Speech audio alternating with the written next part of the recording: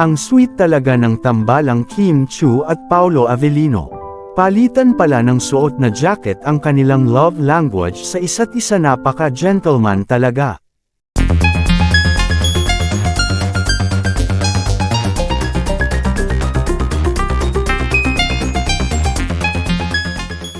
Ang sweet talaga ng tambalang Kim Chiu at Paolo Avellino.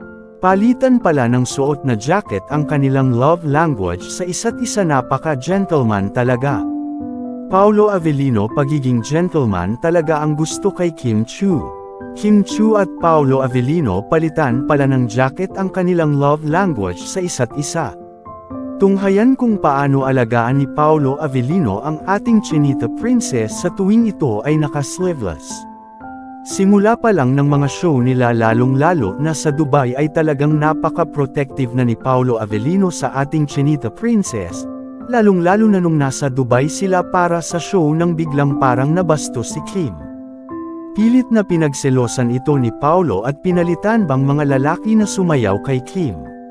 Dagdag na rin nung nasa Sorsogon sila nang papasok ng hotel ay inilalayan ni Paolo si Kim ng kanyang jacket dahil alam nitong nilalamig at ayaw ni Paolo na mabastos si Kim papasok sa kanilang hotel.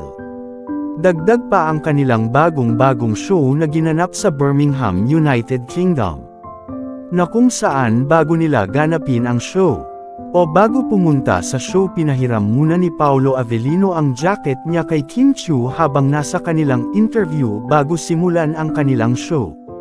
Pahayag ng aktres na si Paolo, nilalamig at totoong malamig daw kasi sa Birmingham bagamat summer ito sa mga taga-United Kingdom.